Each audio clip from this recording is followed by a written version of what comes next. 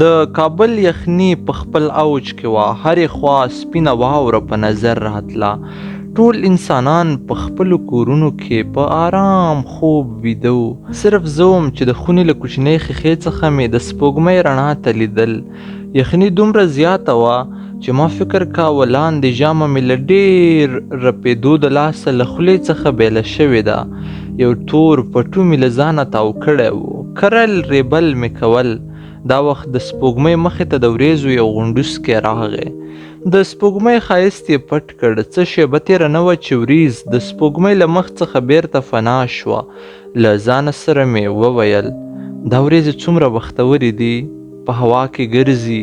مخکې به یې د ننګرهار ښار له نظره تېر کړی وي. تر هغې وروسته یې دا دی کابل ولید او تر دې وروسته به په کلار کلار ځان تر کندهاره رسوي او په دې ډول به د ټول افغانستان ننداره له آسمانه کوي. او زما خوار قسمت ته وګوره، پوره 15 کاله وشو چې دلته د باګرام په زندان کې بندي یم او د زندان له سیخانو څخه بغیر په بل هیڅ شي هم مې نظر نه لګیږي. نه پوهیږم چې زما له کبر ډکې میرمنې ګلپاڼې به زما څخه بغیر دا 15 کاله څنګه تیر کړي وي. هغه خو لا په دې هم خبره نه ده چې زه ژوندی یم یا مړ. کورنۍ مې پښتنه ده، داسې نه وي چې له ګلپاڼې سره مې ورور واده کړی وي. خو خیر دا هم ښه ده چې زه په زندان کې یم. که له دې ځایه وځم هم نو بیا به هم په جګړه کې یم، یا به مړ کېږم او یا به بیا دلته راځم. نن ورځ مې خپله ګلپاڼه ډېره یادیږي. د هغې ښکلې سترګې، سره غومبوري، لوړ قد. ای های څه وخت مخکې اعلان کړی و چې 15,000 کسان خوشي کوي، خو په دې ټولو کې هم زما نوم راونه ووت او بیا هم دلته په زندان کې پاتې شوم. زما زړه راته داسې وایي چې زه به ټول عمر په دې زندان کې له دې سختو سره تېروم. دا زما د هغه وخت لیکنه وه چې کله په زندان کې وم او د هغه ځای د زړه حال مې دی. تر دې لیکنې 3 ورځې وروسته زندان کې اوازه ګډه شوه چې کندهار او ځینې نور ولایتونه سقوط شوي دي. افغانستان د افغان اصلي بچي لاس ته لوېدلی دی.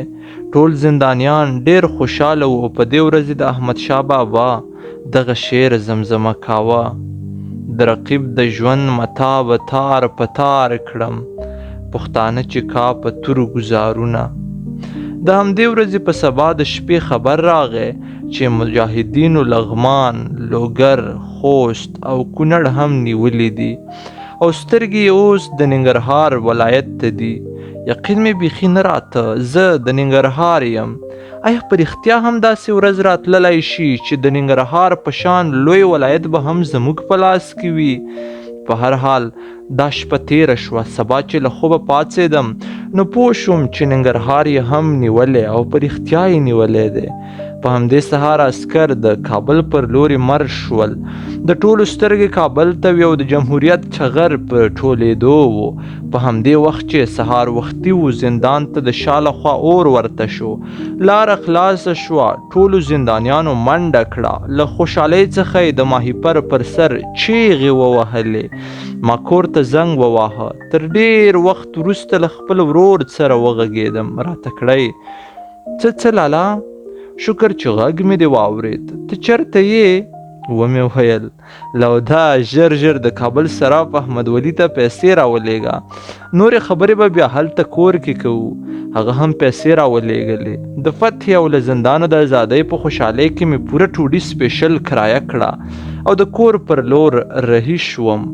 په لاره کې ټول چک پوینټونه مجاهدینو ته په حواله شوي وو. د هر چک پوینټ په لیدلو به مې زړه داسې د خوشحالۍ ټوپونه وهل. ما ویل چې اوس سوال وځم، خو افسوس چې وزرې مې نه وې. د لغمان مستو اوبو له 20 کاله غلامۍ نه وروسته یو ځل بیا د مینې سندرې شروع کړې. په هر ولایت کې خلکو له مجاهدینو سره انځورونه ویستل او په فیسبوک کې یې نشرول. رښتیا هم یوه له خوشحالۍ ډکه ورځ وه. د کابل جلال آباد لویه لاره مې 15 کاله زندان نه وروسته لیدله. ضرور به یې خوند راکاوه. د هر غر په لیدلو سره به مې بلها قصې ذهن ته راتلې. په دې غرونو کې مې خواږه ملګري بایللي وو. دا غرونه او ځنګلونه د دې سرو کافرو د لاسه د باروتو پر بګۍ بدل شوي وو. خو اوس شکر دا هر څه ختم شول.